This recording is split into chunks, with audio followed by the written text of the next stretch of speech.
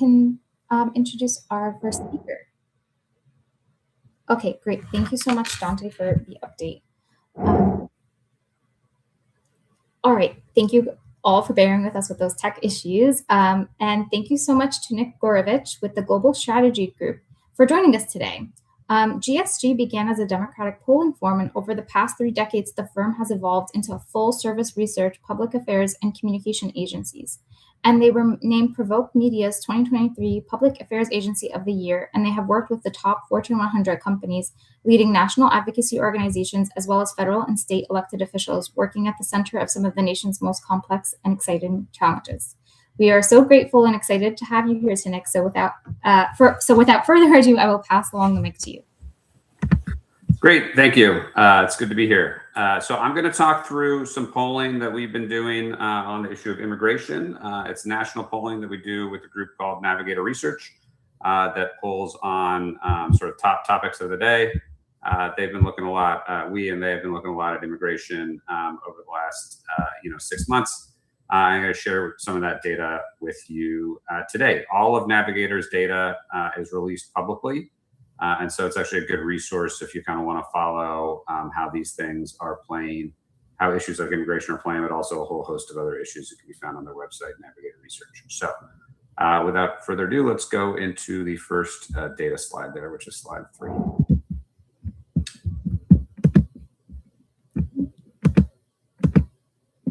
Okay, so one of the things that we want to understand is the degree to which the American public is paying attention. I don't know if there's a way to get rid of the piece at the bottom there that is blocking some of the chart. Yeah, I guess scroll up a little bit just so we don't lose that's there. Yeah, that's fine. That's fine. There you go. Great. So, one of the things we track is, degree to which Americans are paying attention to various stories. Back in February, the bottom chart, when a lot of the news was coming out of Minnesota and ICE deployment to Minnesota, the American public was paying a lot of attention to what was going on there. 49% of Americans were seeing a lot, 31% some, especially Democratic voters were very tuned into what was going on. We also had 90% of Americans saying that they saw videos of what was going on in ICE in Minneapolis. So it was a really high awareness event. That's higher than most other issues or topics that are going on. A lot of, what you all probably, saw in your own circles and social media feeds and stuff was kind of happening around the country. And a lot of people saw it, and it did impact attitudes in ways that I'll talk about in a second. What's important to understand is that while everybody's kind of paying attention to that, when it comes to debates about legislation, what's going on in DC, there's much, much lower awareness. For example, in a more recent poll, we asked about, legislation to fund ICE, CPV, going on in Washington. Only 22% of voters say they were hearing a lot about that, 41% nothing. And so this is pretty typical and just something to kind of understand as you're seeking to, understand how voters are interacting with these things. They don't pay attention to what's going on a lot in DC and with legislation. They do sort of pay a lot more attention to the impacts. Next slide. So ICE itself, we've been tracking favorability on ICE for a while. About midway through Trump's first term in midway through Trump's second term in 2025, voters were more split on ICE, 42% favorable, 50% unfavorable, all the way to the left. But the events in Minnesota really raised the unfavorable rating. You can see it start to tick up.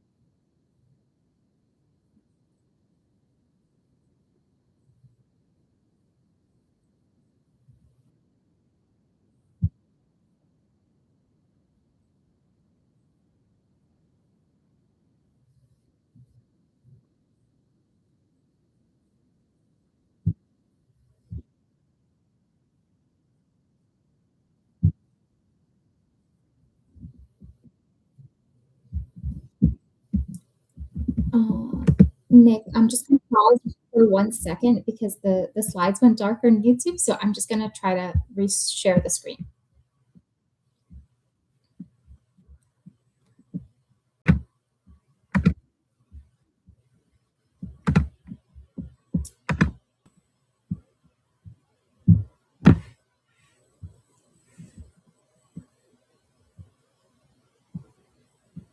Dante or Amy, can you guys see the screen now, or is it still having the same issue?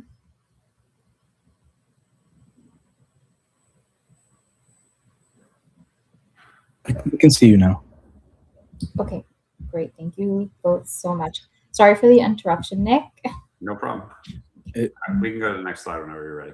Yes. Dante, was there anything else, or sorry? It went dark for me again. I'm not sure. Okay. All right. It seems like it's good now. Sorry. All right, great. Thanks.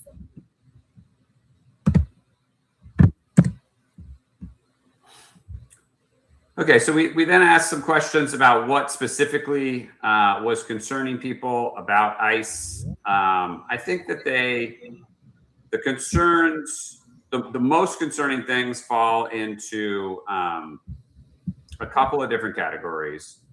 Right at the top there are ICE acting violently towards people because of lack of training and qualifications. So the violence, the lack of training being two things that we've seen both here and in other research being big concerns.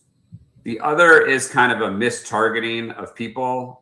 For example, targeting people based on their appearance, targeting children or separating families, targeting citizens or people who are here legally, are all concerning things. So I think the biggest concerns that we've seen about ICE and the way they've behaved is the violence due to lack of training and the kind of targeting of people that the public thinks should absolutely not be targets of immigration enforcement.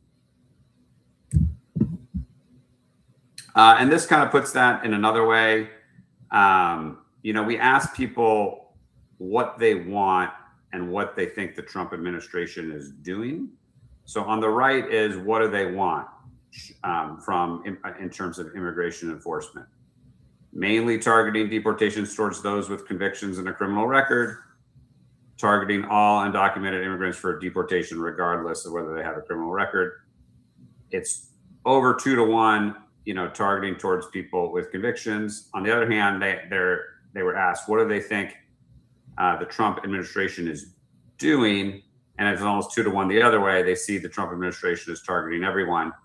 And so there's a disconnect between, how the voters think about what immigration enforcement should be and what they see the Trump administration doing.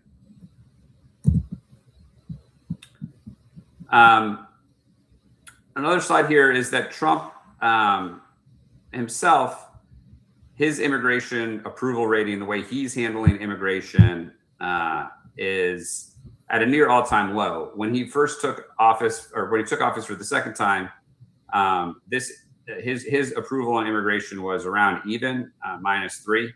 It's now -17. I actually saw, a New York Times poll today with similar numbers.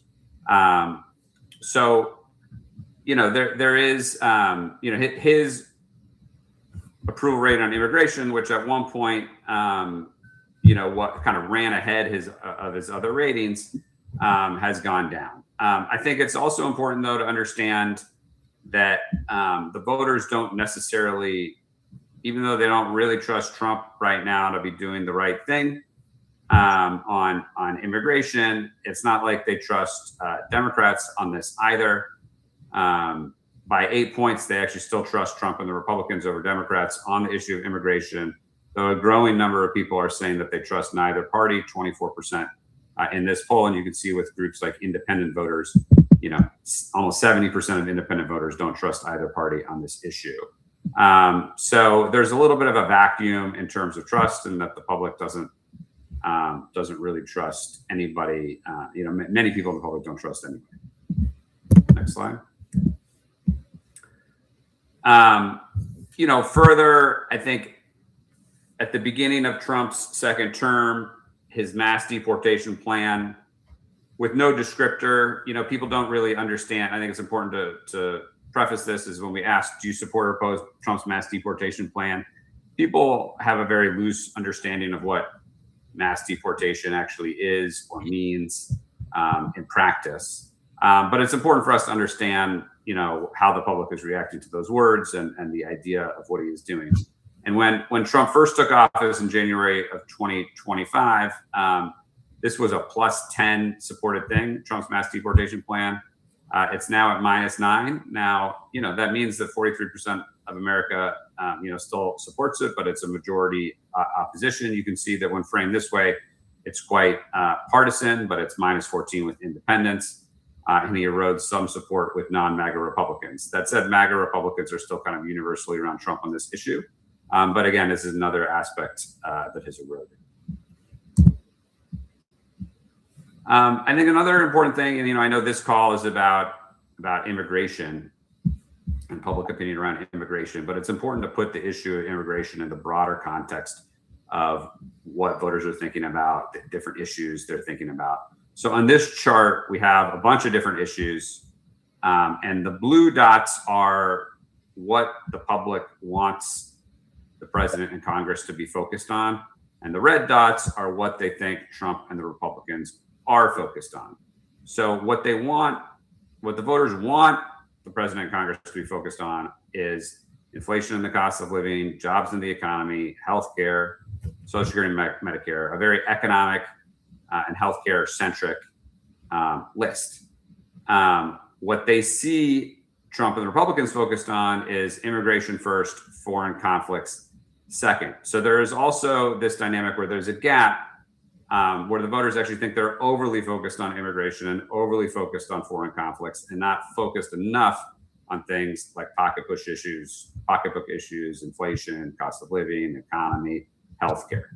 So there's kind of like a mismatch of voter priorities versus how they see Trump and the Republicans spending their time. Next slide. Okay. So getting a little more into the weeds on kind of messaging, policies, and what people support around immigration. If you go to the next slide. So this particular survey is done back in February, just talking about some of the reforms that are most popular when it comes to ICE, requiring ICE to wear body cameras, requiring ICE agents to go through background checks, setting standards of conduct for ICE agents. We did a huge long list, and these are the most popular ones. Requiring ICE agents to de-escalate. So you can see a lot of it actually is focused on training and ensuring that they are acting appropriately, de-escalating, that they have background checks, that the body cameras to bring kind of oversight to what they're doing is sort of among the more popular reforms. Next slide. In terms of messaging, again, we tested a bunch of different messages, and this is kind of a summary. The top negative message or the top message that raises concerns about the way ICE is acting, encapsulates some of the things I've already talked about in the previous section, which is that, ICE is being far too aggressive and broad in its approach. They're targeting and harassing anyone they think is suspicious just based on their appearance, going after. So this sort of like mistargeting, that they're being too aggressive, targeting the wrong people is really potent. In addition, that this is kind of the wrong priorities for the country. And this gets back to the issue of, healthcare and Medicaid and all those things. But the idea that we're kind of spending billions of dollars on ICE to terrorize our communities, even kill citizens, while cutting billions from programs that help people, Medicaid, food, SNAP, popular programs that we should be spending our tax dollars to help people, not funding these kinds of tactics, is also quite potent.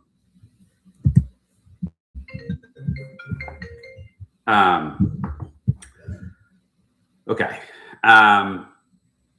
Another thing is we've been more recent polling. We've been trying to get into sort of the more troubling aspects of the new ICE funding that Trump and Republicans are trying to pass. Again, this idea when talking about funding ICE, that they're funding all of this while cutting billions from critical programs like Medicaid and SNAP is like a really effective way of doing it. It's much more, much more powerful to talk about that than to talk about things like, the filibuster, reconciliation, and process stuff. That's a really powerful argument.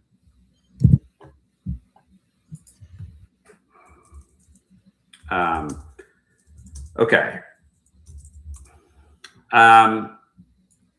So finally, a couple slides on just, one of the things we've always found in doing immigration polling over the years is that it's important to lay down kind of a contrast. I work for Democratic candidates and politicians and stuff. And so it's important to, provide advice about how to push back on the Republican arguments. So on the right, we have, the Republican argument, which is cracking down on illegal immigration, giving ICE and the Border Patrol what they need, mass deportation and stuff. What is the right way to respond to that? We tested two different approaches. The approach on the bottom, which still wins, but isn't quite as good, is just going negative on ICE and what they're doing is unacceptable, just talking about all the bad things that they're doing, everything I've talked about thus far. The approach on the top, which is better and performs a little better, especially with kind of independence, is also providing an alternative approach and an alternative vision, that we need to, we still need to secure the border, but we need to treat people humanely and allow immigrants who have been working, paying taxes, and following the law to stay here legally. That kind of thing is more effective. As I said earlier, the Democrats haven't necessarily earned trust on this issue, in part because voters don't really know what they stand for on this issue. And so it is helpful to provide an alternate vision to what the Republicans are offering. Finally, and this is a similar line, and this is outside the lens of partisanship and just, what do voters want? What we found time and again is that voters want, that when one side, earlier I said, 40-something% of the public supports mass deportation. In a vacuum, that may be true.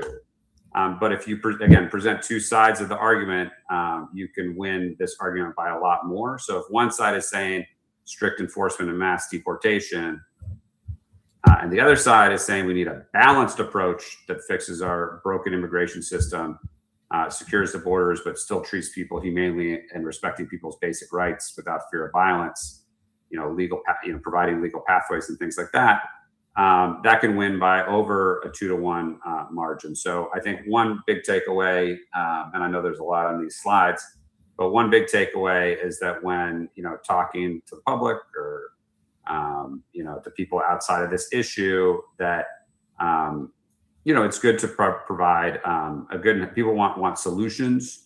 They view the immigration system overall as broken. And so they want to hear what solution is available to fix that, not just sort of negativity on the current approach. They're more likely to kind of come to your side if you provide a solution to the problem in addition to explaining why the current approach is bad. And I think that is the deck. So I'm not sure if we're doing questions or... Yes, thank you so much, Nick, for that presentation. I'm actually going to pass it along to my colleague, Dante. Dante, do we have any questions in the chat? So I just want to remind folks, if they have any questions, feel free to drop them in the chat, and we'll ask them now. I do have a question for you, Nick, and I'll get us started, and maybe others will put in some more questions for us to go through. But you mentioned the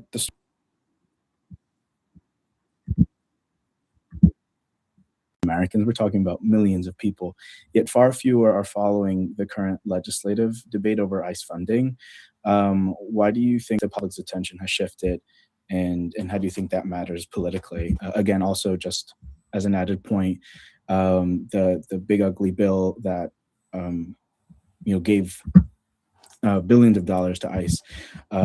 Again, there's now an opportunity for Congress to give them more money, and so just with that fact, how does your findings, how do you take that into account now that Congress may supercharge ICE once again? Yeah, I mean, the public, most people don't pay attention to the ins and outs of legislation, just like it's very unusual for any piece of legislation to garner mass amounts of attention. I mean, there are times in which it does. For example, I think the public has heard a lot about tariffs. And so, maybe I've heard more about tariffs than another piece of law, but it's not unusual for the public not to pay attention to like what's going on in Washington. And it is unusual for the public for 9 of 10 people to be paying attention to anything in this country.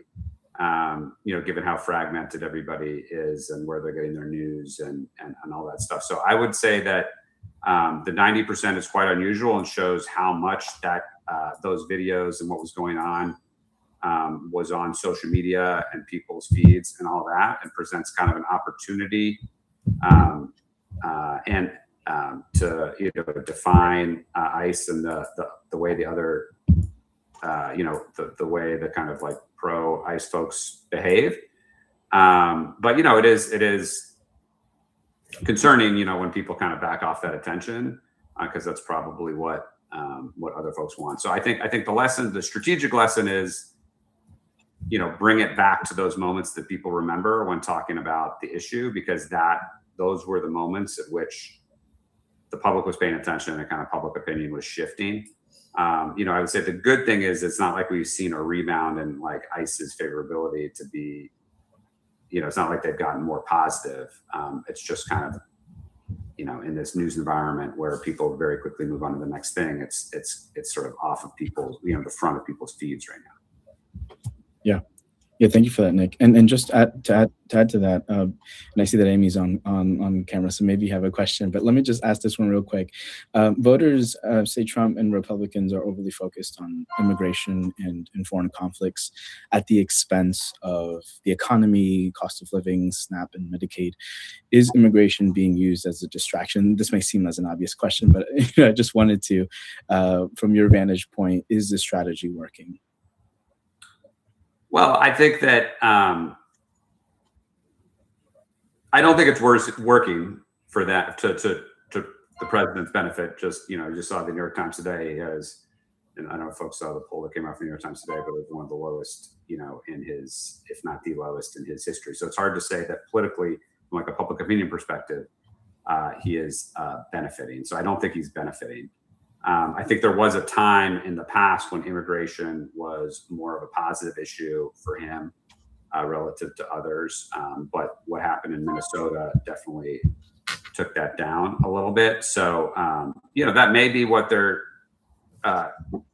trying to do, but the public we sort of consistently sees the public as thinking that Trump and Republicans aren't really focused on what they want them to be focused on. I mean, it's a similar thing with what's going on with the war in Iran, is that they see them spending a lot of money abroad that could be spent to help people at home. And so, I think continuing to point out that dynamic where, is an effective way to kind of push back on stuff. Thank you for that, Nick. Nick, I have a question. I know that you presented today mostly on findings after Minneapolis, but we know that this was not the only place where there was a major federal takeover. Before that, there were, even here in Newark, arrest of our mayor, charges against our congresswoman. In Los Angeles, there were some high-profile arrests, too, of public figures and a lot of federal overreach. And then Chicago after that. Have you seen similar bumps? Do you think it was of course, the murders of Alex Preddy and Renee Good were something watched by everyone, but were some of these other federal takeovers was it a messaging thing? Was it a saturation thing? I'm curious to see how public opinion shifted after federal presence in some of those cities. Yeah. It's hard for me to say a little bit because I think, here's what I can say on that question. I think Minneapolis was probably the only massive national event on this. I mean, other stuff got, like what happened in Chicago, for example, I think was somewhat high profile, but the Minneapolis piece just like took it to an entirely new level from a national perspective. That's not to say that in these, if we had done a poll before and after in New Jersey, or before and after in LA, or before and after in Chicago, that we wouldn't have seen similar things. I can't really say that because I didn't do polling like that. So I suspect that in those places there was bumps. I would also, again, this is my best educated guess, I would also suspect that when something becomes a national news story, it has a different level of effect. So there was probably modest effects in those places locally, and then I think this kind of supercharged it, would be my best guess. Great. I have another question. We also have some rolling in from our chat. You mentioned the solutions-focused approach and not just leading with the negativity or the critiques of ICE, as that was something that did well amongst respondents. Do you find this with many other issues that Global Strategies Group polls over outside of immigration? Yes. Is it something that you've seen on That's police? a good question. Well, we've seen, Navigator has some reports on this actually that we could find on the website, but America thinks a lot of things are kind of broken right now. It's not just the immigration system, pretty high up on the list, but they think the healthcare system has problems, right? They think the education system has problems. And so, it's pretty good politics and to kind of meet voters where they are and say that this isn't working and that we need to find a new way. That does generally tend to do well. I don't want to understate the need to also define the negativity that is going on. I'm not saying don't talk about the negative. I'm just saying provide that contrast is going to be effective, especially for voters that when you're talking to people who aren't necessarily aligned with you on every other thing, right? Like if we were just talking to a room of people who spend a lot of time thinking about immigration or consider themselves immigration activists, this isn't necessarily the rules, of the road. But when we're trying to reach out to people who maybe don't follow this as much, I think, meeting their frustration, saying what you think is wrong, and then providing an alternate approach tends to work pretty well on most issues. Great. And then we have a question from our audience. Someone says, I'm interested in the slide with top messaging about ICE. This was the slide that said the top messaging against ICE was that it's too broad, it's costing billions of dollars that should otherwise go to healthcare, that ICE is a secret police force. Do you think that's viable messaging for the public? Yeah, that was tested amongst, again, this is national polling, so obviously there could be nuances in local and stuff, but yes, those were the best testing messages. The stuff about secret police force and all that tends to do a little bit better with Democratic and left-leaning audiences, while the stuff about funding and sort of that overly aggressive approach tends to do a little bit better in sort of the middle. And then one more question that I'm seeing, Nick. How are you seeing the polling against ICE in Trump's second term shift relative to how things changed under the first term with things like family detention, children in cages, family separation? Yeah, it's a good question. Certainly there was a moment in time in the first term when things got pretty unpopular for him around family separation. It then, the wall was actually pretty unpopular at points in the first term, but then it kind of rebounded for him, especially when he was out of office. And during the Biden years, the Republicans pretty effectively weaponized the issue and got people concerned about border security and things like that. And a lot of Trump's solutions started to become more popular again. And now that, post Minnesota, they've started to fall out of favor again. So there's definitely been a pendulum. I think that, it would be a mistake to think that there is nothing about, border security or keeping people safe that is popular in the country. That's not true. right? People do want some amount of security, order, enforcement of laws is important for people. Like that shouldn't necessarily be the takeaway, but the way in which he has gone about it in the second term has become unpopular.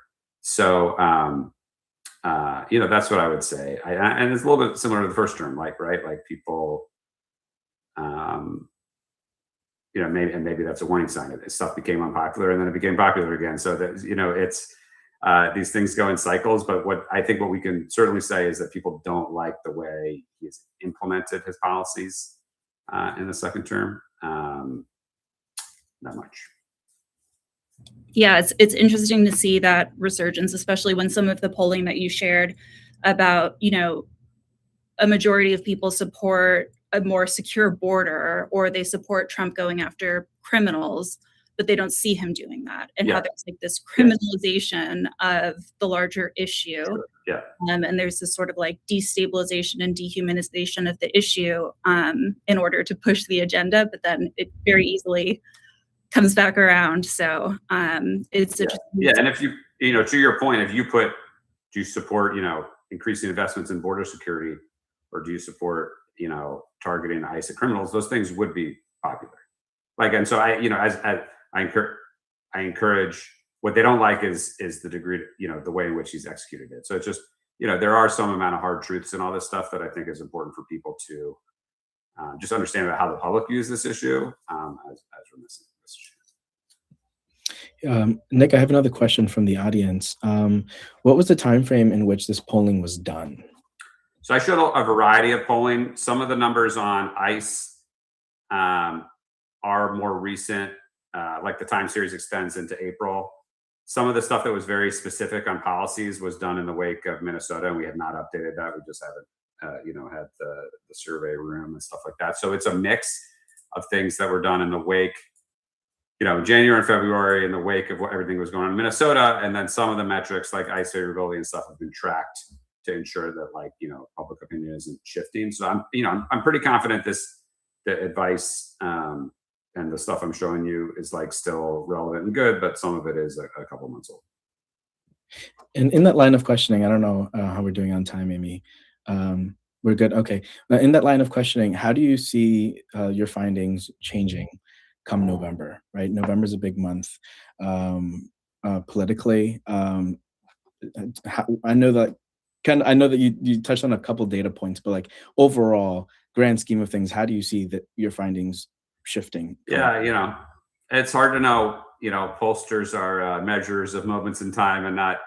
Sometimes people just think we're here to predict the future, but that's a hard thing to do. Is predict exactly how things are going to evolve. Sure does seem like the current Republican approach is to try to keep this out of the front page of the news because they probably see similar polling. But I really don't know. That's going to depend on what happens, to the degree to which this, people use this as an electoral issue. I think all that stuff a little bit remains to be seen. I think I would have a hard time seeing it dramatically change from where it is today without another driving force or event, but hard to predict what that could be. Well, thank you, Nick. Do we have any other questions? I'm checking the live stream. None there. Okay. I'll pass the mic back to Amy.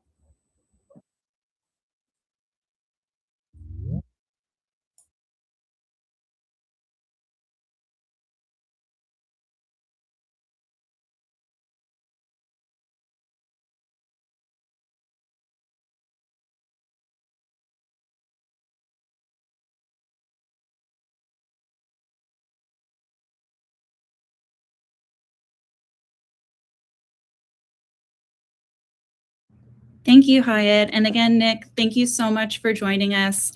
We know y'all are doing incredible and very, very busy work. We invite you to stay.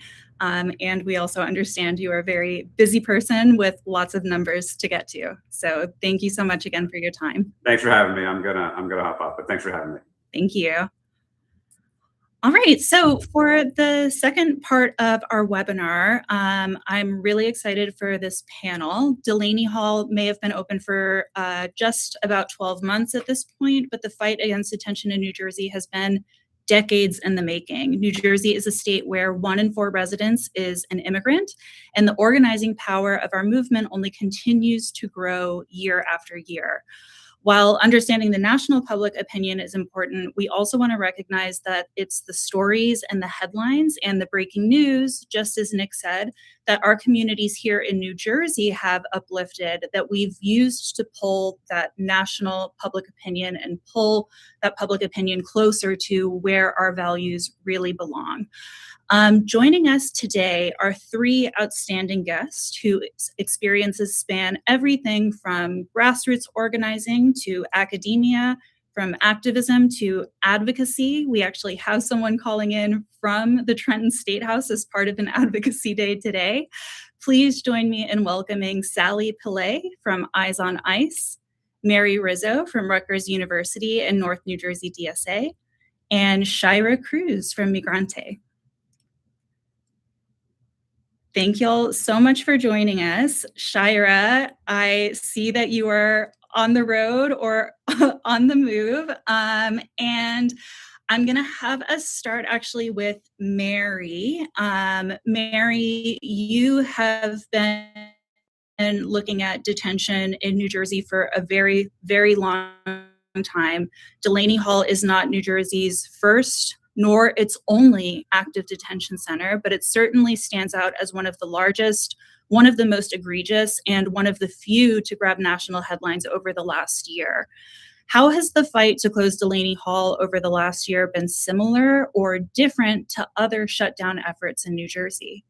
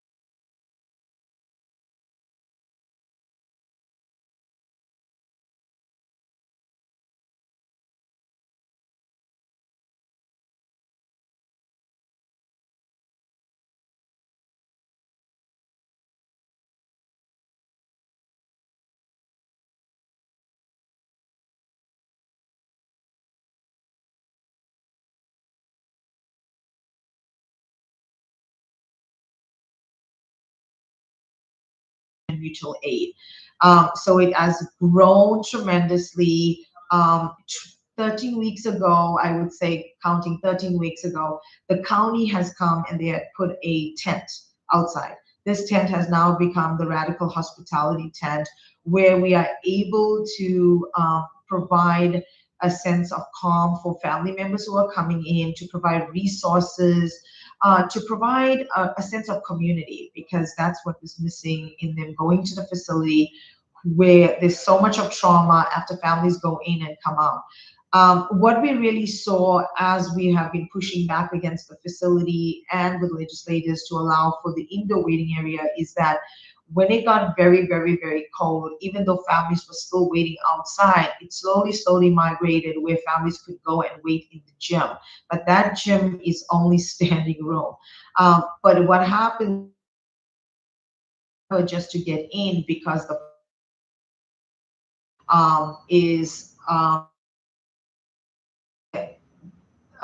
the guards at the front, I would say the communication pretty much lacking in this facility and the operations.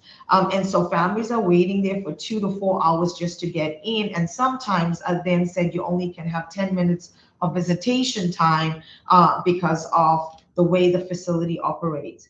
The bigger problem with Delaney Hall is that they have moved to unitation visitation, right? And so what happens is that it's not public on the website. So families show up just to visit. They know this is the time frame that ICE has put on their website, that GO has put on their website. So when families show up, they are not allowed to go in because they've missed the allocated time to get in. So that is a huge problem. And oftentimes they don't know if their loved one is in there. GO does not have the proper communication with ICE to know if a loved one is in the facility or not, unless they get a printed out schedule of whoever's in the facility. And it seems to be a lag time when they actually get this list of who's in the facility. This facility holds over 1,000 people. We have seen by documentation that it has been filled to capacity. And we've also seen movement of people very quickly from Delaney Hall. So when this facility started to operate, there was only 8 transportation vehicles. And what we saw that with the transportation vehicles, it tremendously had grown to 11 vehicles right now. What we also have been documenting with the transport vehicles going and like kind of tracking number plates, etc., we saw asset management is one of the companies now that has a huge bus that operates in and out of Delaney Hall, and GO has their own transport contract, which operates another bus that comes in and out. These 2 big buses, they actually park in GO lot, include many of these vehicles. When we started, one of the buses were operated by Core Civic. And it suddenly changed to asset management. So I'm not really sure if asset management is part of Core Civic or if it's a different. So that's something we're still looking into it. What we also saw with a lot of the vehicles being transported in and out, some are with New Jersey plates, but many are Maryland plates. We've seen Montana bus plates. And we've seen Florida bus plates that have gone in and out of the facility. The caravan and the movement of people almost identically happens very early hours of the morning. People start getting rounded off around 1 a.m. Between the hours of 1 to 4 a.m., they start processing individuals to get out of the facility. And then you will be able to witness in the early hours of the morning the caravans that are leaving in and out the facility.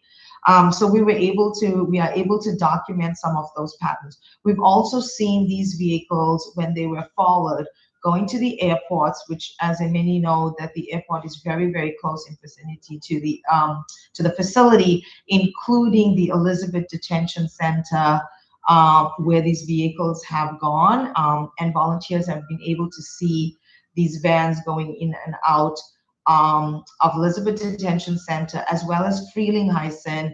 If folks are unaware, it's one of the locations where ICE operates out of, including 970 Broad Street.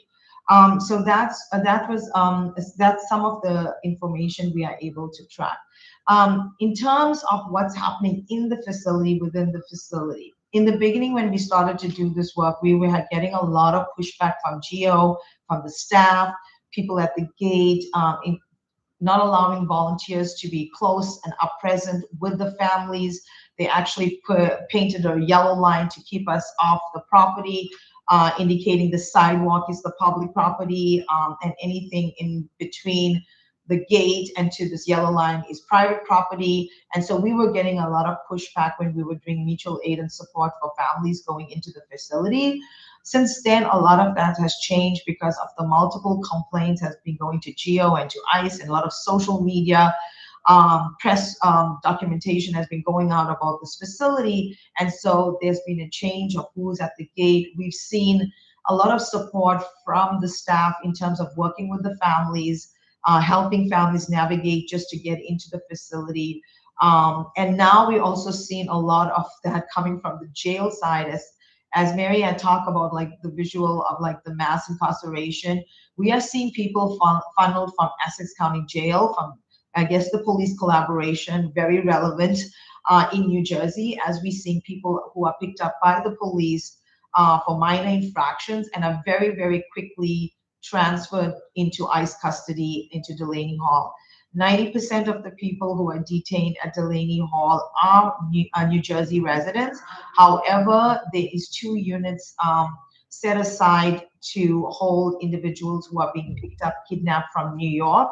But we are also seeing people funnel from the southern border into Delaney Hall. And so right now we are seeing people detained in Delaney Hall since the facility operated, and now with the long prolonged mandatory detention, we are also seeing people from the southern border who are detained for 2 years in Delaney Hall for the rest of the time coming from the southern border. There's a lot of conditional issues that continue to come out of the facility. We are in direct contact with a lot of people who are detained, including the family members who are able to share a lot of the stories and the data collection that happens. So we are monitoring a lot of the medical conditions, a lot of those medical conditions that we are gathering from inside the facility. We are sharing it with legislators with hopes that they can provide a lot of advocacy and push against ICE. Especially right now, we have somebody who is over 90 days in medical isolation in a wheelchair. That's a big no-no. The crutches were taken from this individual, saying you will use crutches as a weapon. We are seeing individuals, 2 individuals who were detained at Delaney, currently detained, who had to have almost immediate gallbladder surgery. We're also seeing a huge target against LGBTQ people who are being funneled into this facility. And then furthermore, what we are really seeing is a lot of women who were taken into custody, we are later finding out they are pregnant. And then we are trying to mobilize to get them out as soon as possible. As you may know, a lot of these writ of habeas corpuses are being filed to try to push against unlawful prolonged detention to get people out. We have seen some success with it, and we are seeing on a daily basis people are being released. There isn't a consistent time in Delaney Hall in terms of when people are released. Right now we are seeing it's 7 days a week. It can happen sporadically at any time frame in terms of who's being released and when they are being released. And so this radical hospitality that's being provided outside Delaney Hall during visitation times, which is 4 times a week, we are able to provide support for the individuals who are being released as well as the families. But on the rest of the days, we have volunteers who show up just to have presence outside the facility and visibility to track what's happening and just have eyes on the facility. And again, we are also seeing a lot of like repairs happening at the facility, but we can't really say what these repairs are because there's a lot of inter-movement inter-unit movement that's happening in the facility, and that also causes a lot of confusion with families showing up, because GEO tends to move people whenever they want from one unit to the other, and then that does not reflect on the visitation time when families show up. When we started again with the facility, there was no law library. Now we are being told there's a law library. Individuals have access to the law library for 1 hour per day, but again, we don't know if that's being met. The other thing is outdoor recreation, very small area to the back of the facility, is 1 hour, but again, that's also not clear as to if it's happening every time or it's just one time a week. The individuals who are detained have indicated to us it can happen whenever they feel that they want to give them outdoor rec, including the law library usage. So even though it's there, it may not be fully utilized. So those are some of the things we are seeing on the ground. And I have to say that just having eyes on eyes presence outside the facility has made a huge impact and a difference to the families, to the facility in itself. We are now working with the chaplain of the facility, and then we have a Catholic priest who's also gotten in. The problem is that we have been trying to fight for an imam to get in, who had completed the entire application process, but then he was declined for whatever process that ICE and GEO had said no to. But what had happened during Ramadan, we were pushing for individuals to have halal meals and to be able to have meals during iftar. We were able to get dates delivered from the outside, and we were able to get that into the facility. We were also able to get Qurans delivered, the religious materials, whatever was needed, prayer mats, beads.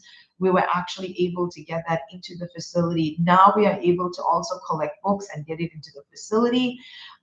It's the little that we can do to alleviate what's happening. At the end of our mission and our goal is to shut down the facility.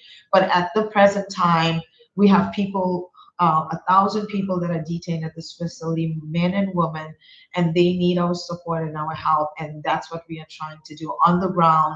And also getting volunteers to visit the facility, virtual hearings. We are able to track what's happening in the courts, a lot of the due process violations. And we're going to see a lot of movement right now with the super masters that are coming up with what they're trying to push, with getting more people to be pre-termitted in the courts so that they can expedite deportations. That's a huge concern in terms of what's going to happen in courts as well. So I guess I'll kind of end there, and then I don't know, Amy, if you have another question for me. Yeah, Sally, I think two questions is, I know in those early, you mentioned like last April when folks were really like on the ground, and it was honestly because we didn't know when it was going to open. They said May 1st, but as Mary pointed out earlier, it's not like there were actual public documents that said this. This came from a public shareholders call that a bunch of people called into and listened to what other shareholders were listening to. And so, while City of Newark was saying things like they don't have the permits to open, we knew they were probably going to open without those permits anyway. And so people were just camping out in the parking lot day after day. And that now has evolved into something so different and huge.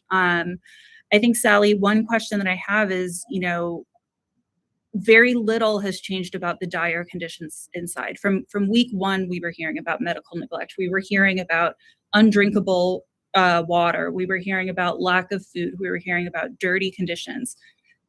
It seems like not a lot of that has changed, right? And while there's been good progress made for visitors, the callous way in which they're treated, you can only imagine it serves as just a deterrent to get visitors to see what's actually happening to their loved ones inside.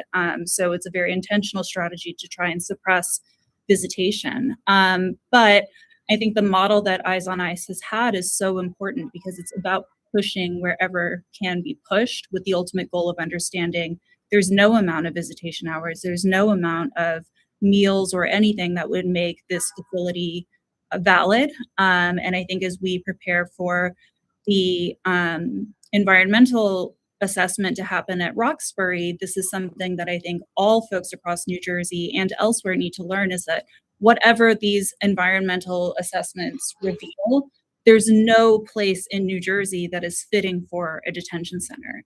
There's no place anywhere where a detention should exist. If you were to give advice, Sally, to someone who's propping up an eyes on ice for a detention center happening in their town or in their neighborhood, what are like top 3 learnings that you would share with them? Well, I think I just want to comment on one thing before I answer that. One thing that has been pretty good is that we are seeing individuals inside the facility do their own organizing. And if folks have not seen, we had a couple months ago, 25 individuals in one unit signed onto a letter, really collectively using their voice to push back against the conditions and the due process violations that have been happening within the facility.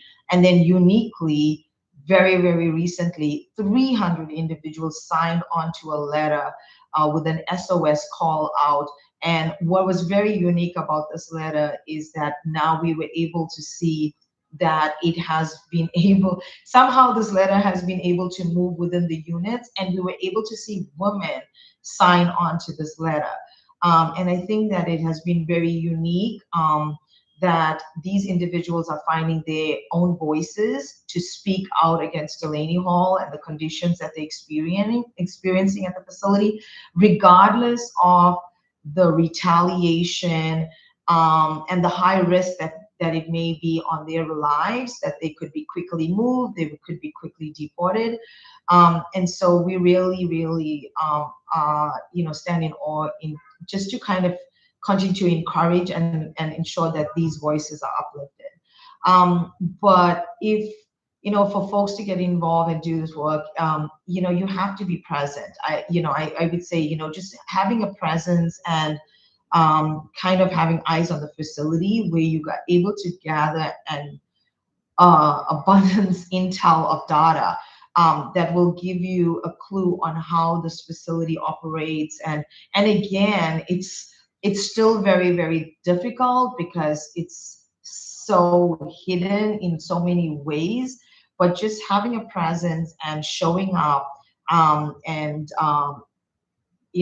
giving folks hope, so that, and empowering folks, actually, I would say you also giving folks hope, whoever's surrounding this facility, volunteers or individuals who are already impacted, to also join in this fight, because we cannot do this alone, and we united, we can stand and we can fight against this largest system that we're trying to break down and topple down. And so we need to fight this larger fight together. That's what I would think would be ultimate. Yeah, eyes on the target always, right? And even when it's not visitation hours, there's always something to see and to notice, to use in the fight ahead. Sally, last question before we move to Shira from Migrante.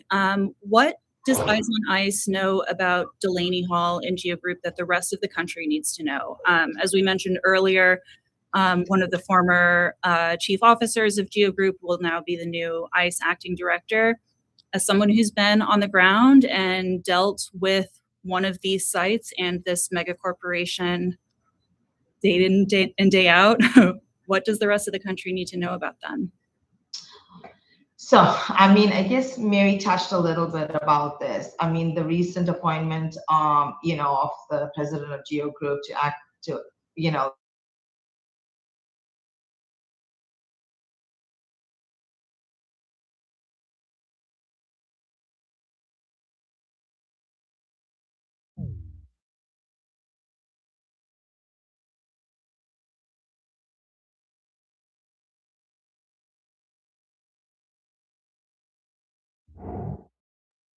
the profiteering of people is huge, and at first hand, that connection, I think we need to be very, very, very concerned. And for me, when I'm looking at this entire system, I can really see how detention is managed, not as a humanitarian responsibility, but it's an operational business. and private prison or private detention, it's not a policy, it's profit. And where people are seen as a commodity, we need to push back against that, and it's only going to get worse. Absolutely. And I mean, it should be lost on none of us too, to look back to what Nick was sharing in the polling data, is that Geo Group was also one of the first corporations to max out their campaign contributions. There's limits on how much corporations can give to candidates. Geo Group was the first one to hit that federal maximum in giving money to Donald Trump's reelection campaign. So again, keeping in mind, this is not at all about policy. It's entirely about profit. Thank you, Sally, so much. In case you can't stay, please make sure you can share any contact information. And I know folks have been sharing the letter link on live, and we will make sure to share some of the other links. And then I'll also come back to you on the end if you're able to stay. Thank you so much, Sally. Thank you. I'll be here. Thank you. Shira, thank you so much for joining us. How is your advocacy day going? Oh, it's great. Thank you so much for having me today. It's really an honor to be on the panel with Mary and Sally and Alliance. Thank you so much. Shira, what can you tell us about how immigrants and immigrant workers are being robbed of justice, especially when, as Sally was sharing, police and jails collaborate with ICE? Yeah, it's actually such a personal thing because we had led a campaign in 2024 in regards where there were 2 CNAs that were detained. But I'll go into that a little bit later. But from our perspective, Migrante in New Jersey, when police collaborate with ICE, it really does create a climate of fear that prevents immigrants and workers from seeking help, especially with workplace abuse, asserting their rights. And when local police act as extensions of ICE, they are, experiencing an enormous amount of anxiety, especially those who experience wage theft or unsafe working conditions, trafficking, domestic violence, or even harassment. We've seen like Filipino workers stay silent about exploitation because they fear that they're losing their jobs. But on top of that, to see the police collaborate with ICE really does create an extra layer of fear. And in regards to what I had mentioned, Denmark and Jovi were 2 certified nursing assistants in October 2024 that were assaulted by a patient. They had followed protocol. They were actually showing signs of trafficking in this particular facility that they were working at. And when they had followed protocol to restrain the patient reported them to the police, and then the police arrested them. They had followed the procedure. They went to trial. We even wrote a character letter to them. The Ocean County prosecutor actually politicized the whole court case, even prematurely going to the media and painting them as criminals. There was an article released during their trial saying that, oh, look at this, look at these immigrants are coming to our neighborhood. They're taking care of our elderly. They're assaulting the patients. This is why you should not trust immigrants, et cetera, et cetera. And eventually they were actually released upon certain conditions that they had to meet thanks to the advocacy of the community and organizations. But then and what's really incredible and heartbreaking was I actually was on this Zoom call with their friends because they were like saying, oh my god, they're being released, this is great. This is like 1 month later. Immediately, like on that Zoom, we see ICE pull up and take Denmark and Jovi away, and they were actually taken to Elizabeth Detention Center. Delaney Hall was not open yet. After they were taken to Elizabeth Detention Center, they were separated. One went to New Hampshire and one went to Connecticut. So Denmark and Jovi are, in fact, no longer with us. They had voluntary departure, but it was half a year long fight of trying to advocate for them, even visiting them all the way to those detention centers. But really, this is an example of a violation of the Immigrant Trust Directive at that time in 2024. Yeah, and New Jersey just passed a slate of immigrant protection bills, but that carve out that allows police to notify ICE for certain types of charges. Again, even if someone is released, even if someone has had charges dropped, even if someone has, served time or has gone through the process, there are certain charges and charges alone that still allow police to cooperate with immigration officers. And as we can see in this example, you can be walking out the gates and immediately be transferred over to immigration agents, which is horrifying. I know that you have a voice of a community member who wanted to be able to join today's panel, but instead gave a short testimony. Do you want to tell us a little bit about Kuya Ran? Yes, absolutely. And what's really amazing about Kuya Ron is that he was detained in 2018 to 2019. He's a construction worker, a Filipino construction worker that was picked up by ICE during one of their raids at a construction place. And then we had to work with an amazing organization like American Front Service Committee, who helped us fight for his detention, for him to be released. We had scheduled daily visits, and after 1 year, he was released. And now he's actually a member of Migrante, and he has been working up the courage to share his story and do a lot more public speaking, and really developing him as a leader. He wanted to be here today, but he's actually at work. He's a construction worker, obviously, at this time. They're still working. And once you share this video, he will be speaking primarily in Tagalog. I believe technology is now pretty advanced that you can do an automatic translation. If it doesn't happen, I would gladly interpret after. Thank you, Shira. And Hyatt, I think you to be able to share the video.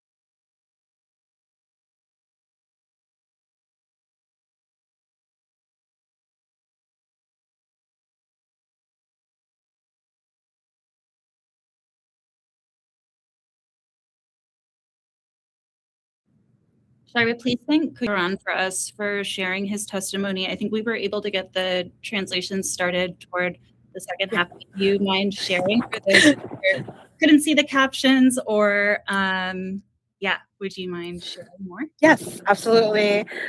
So essentially, in the beginning, he says that it's a misconception that people come here to commit crime, that many migrants who come here are really just seeking better opportunities for their family, that it's unfair to have these sort of misconceptions about migrants, especially because many of them are parents, they're workers, and maybe just to add to what Kiran is saying, like these are really just ways that the media and politicians often, or even our current government, often weaponize that fear, right?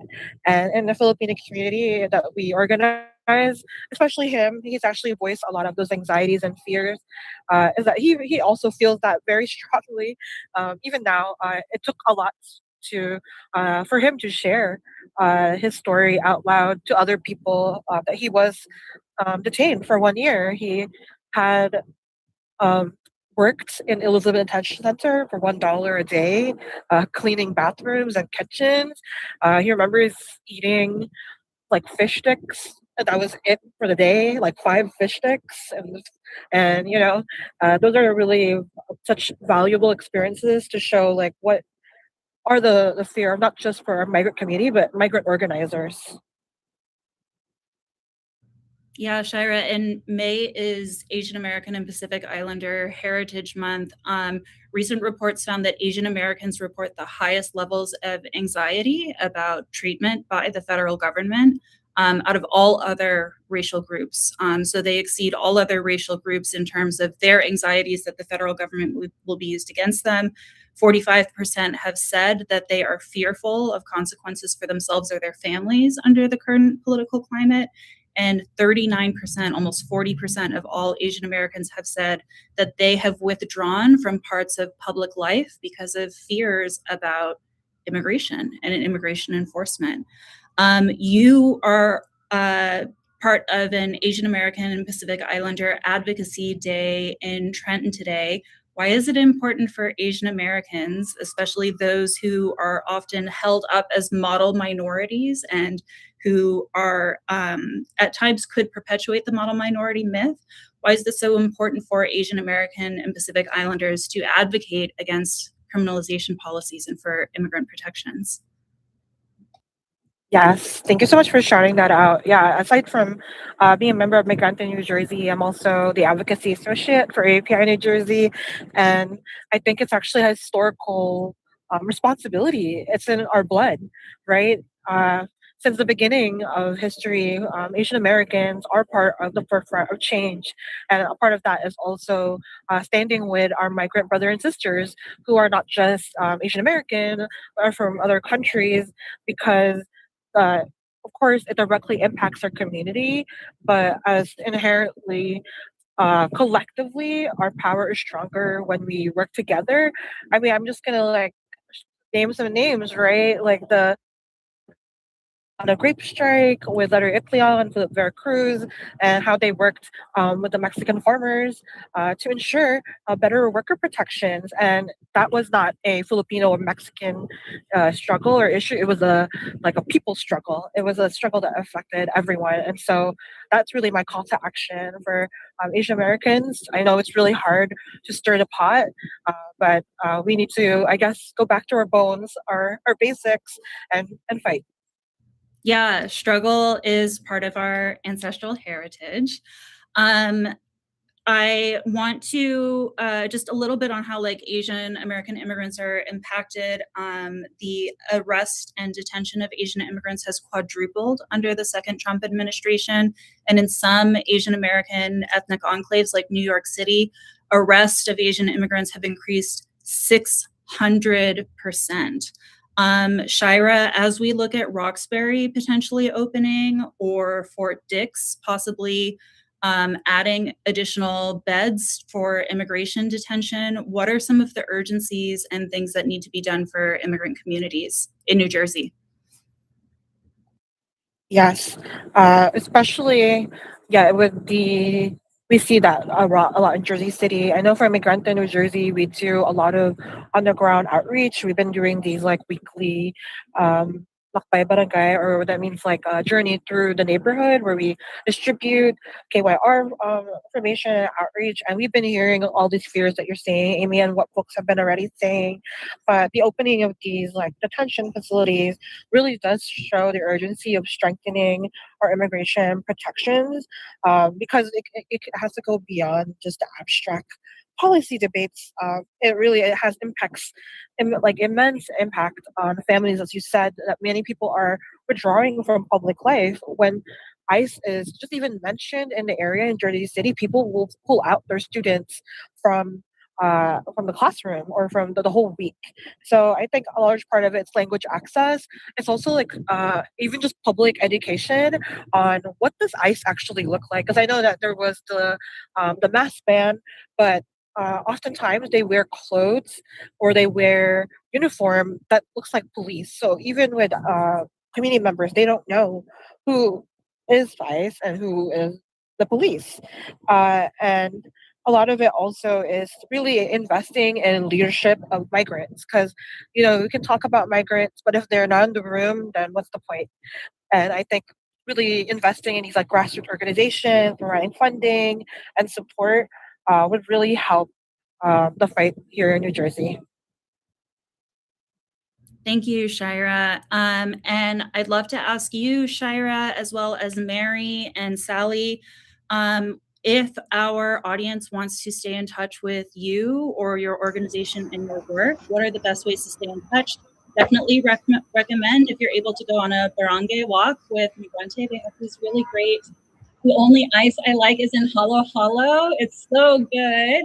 And we also have zines and things, how to spot ice with some quick tips on uniforms and things like that. So please make sure that you stay in touch with our panelists. Mary, how can folks stay in touch with you? Yeah, so I think the best way is to follow North New Jersey DSA on Instagram, and you'll find out what's going on through our Immigrant Justice Working Group. And I also recommend, if you are interested in immigrant justice issues and haven't found a sort of another venue to get involved, our working group is doing some really amazing stuff, including working with Eyes on Ice and being part of the fight against Roxbury. So shout out to DSA, and please follow us. Awesome, Mary. Sally, how can folks stay in touch with you and support Eyes on Ice? Efforts, yeah. Same. So you can, I can give you my email, but you can also follow Pax Christi New Jersey on Instagram and stay in tune with what's happening on the ground. Eyes on Ice will be developing their own social media platforms and websites, so that's still coming soon. But if folks want to get in touch with me, they can email me directly. It's spillay, so spillay at mamicello.org,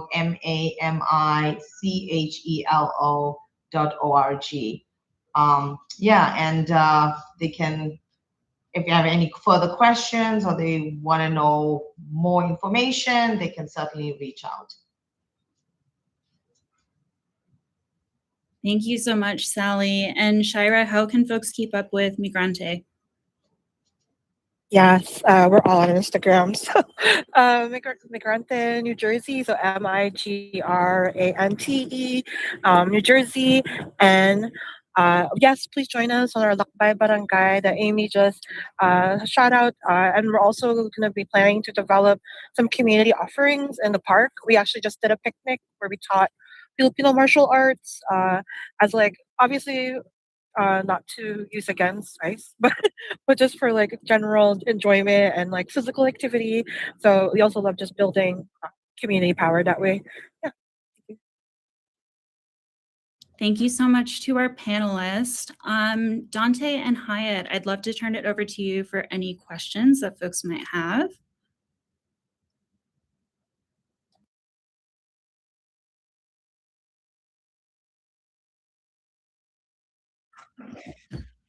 So no questions in chat, but we'd love to just, while folks may start putting those questions in. I'd love to just ask, you know, there's a lot of good work that a lot of that you've been doing on the ground, from academia to grassroots organizing to, you know, support services for our immigrant communities. As you know, the detention expansion fight continues.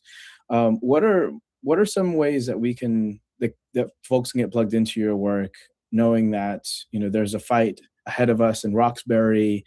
uh, Delaney is still open. Elizabeth Detention Center is still open. What can people do to get plugged into the work? And anyone can answer this. Just throwing that out for all three. I'm going to Well, oh, go for it. Go for it, Amy. Yeah. say, I mean, like, you don't need a detention center opening in your town to fight against ICE. Only where you're hearing about these things, plugging in with organizers already on the ground is so important. There's so many efforts that have been in the works for sometimes months and years before these centers open. Delaney Hall, for example, we saw that request for information coming out from ICE nearly a full year and a half before Delaney Hall actually opened. So make sure you're plugging in with already active networks and not reinventing the wheel. But I cannot tell you how many towns and counties are putting up flock cameras to scan license plates.